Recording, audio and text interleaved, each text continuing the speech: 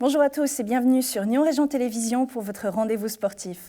Dans cette édition, nous parlerons de la 56e édition du CHI de Genève et également de gymnastique. Mais nous allons tout d'abord nous intéresser à un sport que nous regardons moins.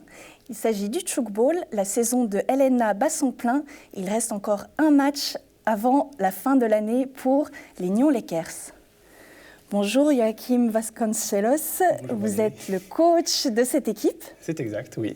Alors, le tchoukball, c'est quoi? Très simple, c'est comme ça. Ça se joue dans un terrain de handball. Vous avez 2 trampolines inclinées de chaque côté. Le principe est très simple. Vous avez 2 équipes sur le terrain. Vous avez une équipe qui attaque, une équipe qui défend. L'équipe qui attaque doit se faire des passes, donc ça se joue avec les mains, doit se faire des passes et construire l'attaque et finaliser en tirant sur un des 2 trampolines. Et vous avez l'équipe qui défend, qui doit bloquer la balle avant qu'elle tombe par terre. Donc si elle tombe par terre, c'est un point pour l'équipe qui a attaqué. Exactement, oui. D'accord. Si l'équipe qui défend la bloque, le jeu continue. Ok. Et puis, on aimerait savoir, donc vous êtes en Helena. Oui. On connaît moins ce sport, mais quel niveau représente la Helena par rapport à l'Europe, la Helena suisse? Écoutez, on est parmi un des meilleurs championnats au niveau européen. C'est clair que la Suisse, tout est né en Suisse au niveau du tchoukball et du coup, ce qui fait qu'on est parmi les meilleurs championnats d'Europe. D'ailleurs, vous avez des championnes d'Europe dans votre équipe. Exact, oui, en effet. Nous avons 3 joueuses qui ont gagné le championnat d'Europe l'année passée, fin 2016 ici.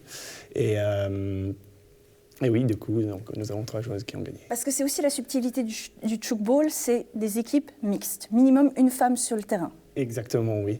L'idée était vu que c'est un sport qui n'a pas de contact, nous sommes permis de nous dire aussi pour la mixité, pour que les femmes soient autant intégrées que les hommes, de faire un sport où les 2 genres peuvent jouer en même temps. Alors maintenant, on a parlé du niveau européen, mais au niveau mondial, la Suisse, ça vaut quoi? Écoutez, comme je vous ai dit, la Suisse, on est parmi les meilleures équipes au niveau mondial. Il y a Taïwan qui est au-dessus, qui ces temps-ci ont vraiment le niveau maximum. Mais vous avez des équipes européennes qui commencent vraiment à augmenter le niveau. Et puis, pour revenir sur votre saison de championnat, vous m'avez dit, vous évoluez devant très peu de public. 15, 30 personnes. Comment est-ce qu'on explique, quand on a un tel niveau, d'avoir si peu de monde? Écoutez, je pense que c'est lié parce que le tchoukball est un sport qui ne cesse de croître. Mais il y a déjà eu des progrès depuis son début. Il faut savoir qu'au tout début, il n'y avait personne qui regardait le tchoukball. Et aujourd'hui, vous avez quand même déjà des spectateurs qui viennent, même si on n'en est qu'à un niveau de 30, en tout cas pour chez nous.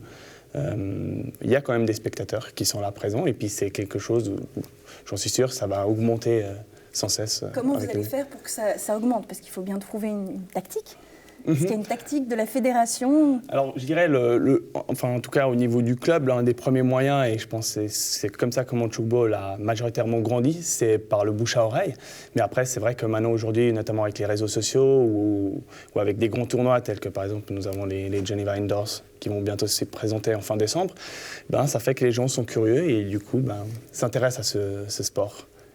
Alors nous, on va pouvoir s'intéresser à ce sport, c'est le 14 décembre prochain, 21h15, vous recevez Mérin pour la dernière journée de l'année, mais pas la dernière saison, pas la dernière journée du championnat. Alors c'est pas exactement le dernier match parce que nous avons un match aujourd'hui sur Genève face aux Geneva Flames, mais oui, en effet, à domicile, c'est notre dernière rencontre. Alors on ne manquera pas de vous suivre, et puis bonne saison à vous. Merci. Du côté de l'équitation, c'est le CHI de Genève qui aura lieu entre le 8 et le 11 décembre à Palexpo à Genève. Mais pour s'occuper de ces chevaux, il y a des vétérinaires rolois. Joël Brunner a été les visiter en coulisses.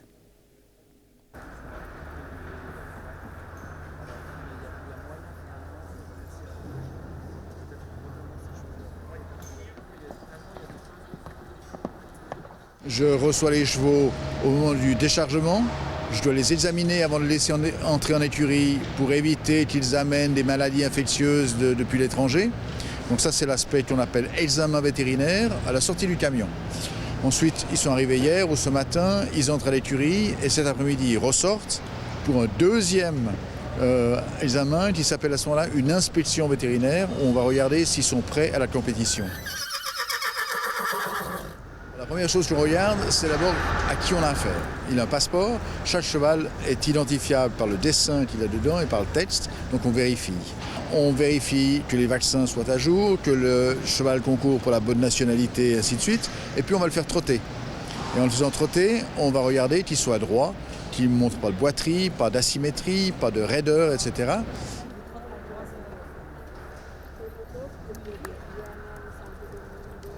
En anglais, c'est fit to compete or not.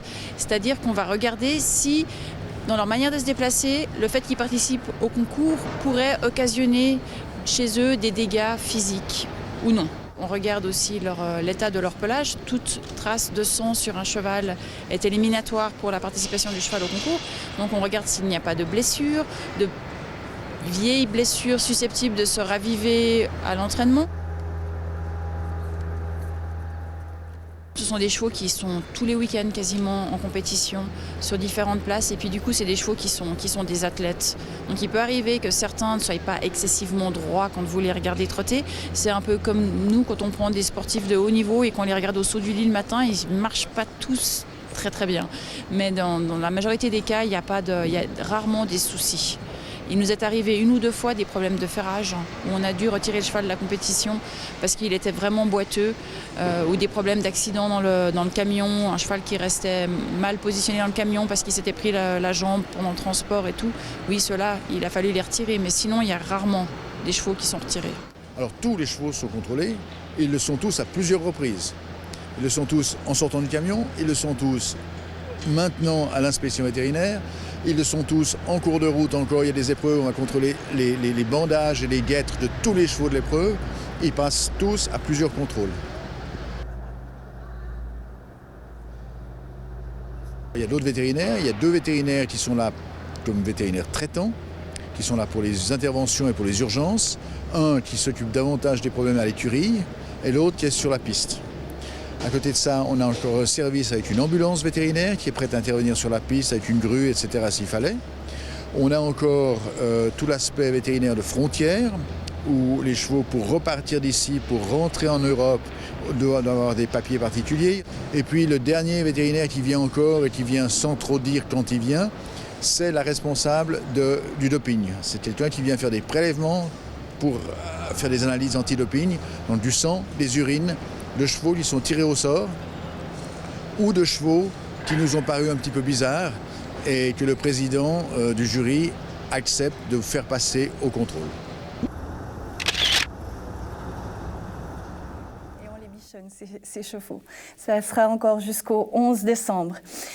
Du côté des championnats suisses de gym à présent, le week-end dernier, Gym Morges s'est paré de 2 distinctions. Bonjour Frédéric Duvoisin, vous êtes la coach de ce groupe qui a ramené 2 distinctions un petit peu inattendues. Oui, bonjour, oui. Alors oui, inattendu. Et dans quel sens? Pourquoi c'était si inattendu de ramener quelque chose de positif? Alors, c'est vrai qu'avec une des productions, on espérait, c'était plutôt un espoir au fond de nous d'avoir une distinction. Pour la deuxième distinction, c'était complètement irréalisable, irréaliste plutôt, voilà. Mais c'est irréaliste, pourquoi? Parce que le niveau en face est absolument grandiose ou c'est parce que nous, on n'a pas le niveau? Non, c'est que le niveau en face est très élevé. On voit beaucoup de groupes de gymnastique d'autres sociétés qui ont beaucoup plus d'entraînement par semaine, donc qui ont des compétences plus élevées au niveau de la souplesse, au niveau de la technique. On a encore un tout jeune groupe, c'est seulement notre 3e année de compétition en groupe, donc c'est vrai qu'on ne s'attendait pas à un tel résultat. Et vous m'avez dit, elles ont eu déjà des bons résultats, ces filles, donc on parle d'un groupe de 8 filles de 14 à 17 ans. Oui.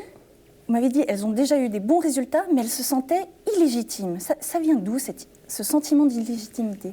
En fait, le groupe, on l'a créé en 2014, donc ça fait vraiment peu de temps qu'on concourt en groupe. C'est des filles qui ont commencé la gym en 2012, donc ça fait vraiment que 4 ans qu'elles font de la gymnastique en compétition. Donc c'est vrai qu'en voyant d'autres groupes qui sont formés il y a très longtemps, où la plupart des gymnastes ont commencé à 8 ans, quand elles ont commencé à 11 ans, eh ben, c'est vrai qu'elles se sentent moins aptes et comment dire, oui, sont moins aptes à pouvoir concourir avec d'autres grandes sociétés. Est-ce que ça, c'est un défaut de la région ou bien du canton de Vaud de commencer si tard, ou c'est juste ce groupe-là par hasard? Non, alors c'est plutôt ce groupe-là où à la Gym Morges, il y avait un groupe en gymnastique et danse, mais qui faisait très peu de compétitions. Et puis en 2012, on a vraiment décidé de créer une section en gymnastique et danse, mais compétition, où on fait plusieurs concours par année. Et c'est quoi le but de ces compétitions? Est-ce que c'est d'aller chercher ces championnats suisses une fois et de dire dans 5 ans, dans 10 ans, Gym Morges sera champion suisse de gym?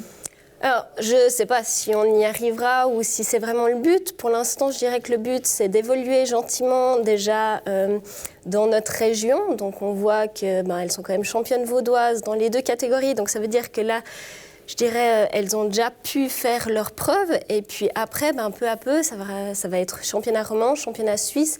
Là, on voit que le niveau est quand même bien plus élevé. Mais on sait faire de notre mieux avec ce qu'on a, le peu d'entraînement aussi. Donc, c'est faire avec ce qu'on a, vraiment. Vous me parliez en coulisses de plaisir, de l'importance du plaisir pour ces filles. Vous m'aviez dit aussi, on s'entraîne 4 heures par semaine, il faudrait peut-être 6 pour aller chercher plus. Est-ce que c'est compatible avec la notion de plaisir de s'entraîner plus ? Alors ça, je pense que oui, c'est compatible parce que on voit que les championnes suisses, on les voit faire de la gym avec plaisir, donc je pense que c'est pas incompatible. Après, c'est vrai qu'on n'a pas forcément l'infrastructure pour. On est aussi une bonne équipe de monitrices, mais c'est vrai qu'on n'a pas que la gym. Enfin, c'est un loisir, c'est presque du bénévolat, donc. Faire plus, ça serait compliqué. Et puis, je dirais pour l'instant, ça va comme ça. Donc, on va pas... Après, c'est vrai que si on veut vraiment tirer sur les championnats suisses et ne faire que ça, notre objectif, oui, il faudrait augmenter les entraînements. Mais pour l'instant, ce n'est pas l'objectif principal.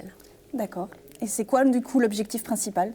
C'est de continuer avec autant de plaisir. C'est vraiment de faire une bonne cohésion de groupe dès les plus petites. Donc, quand on les reçoit, quand on a les petites de 8 ans, c'est déjà créer cette cohésion. On voit que les parents aussi commencent à avoir une très bonne cohésion entre eux. Et puis ça, c'est vrai que c'est ce qui nous fait le plus plaisir. Donc, c'est de créer quelque chose, puis qu'il y ait une filière vraiment sur le long terme, en commençant à 8 ans, et puis après en allant, en passant des mini à la jeunesse, aux juniors, et ensuite aux actives. Donc c'est vraiment cette lignée. Donc on vous comprend bien, créer un esprit de famille. Oui. Alors nous, on va vous souhaiter bonne chance. Merci. Encore pour la suite. Merci beaucoup d'être venu sur ce plateau et encore bravo pour ces 2 distinctions. Merci beaucoup. Et le sport, c'est fini pour aujourd'hui. Vous pouvez bien sûr recevoir cette émission à votre guise sur les réseaux sociaux et nous suivre aussi sur notre site internet www.nrtv.ch. Moi, je vous retrouve la semaine prochaine pour plus de sport. Bye bye.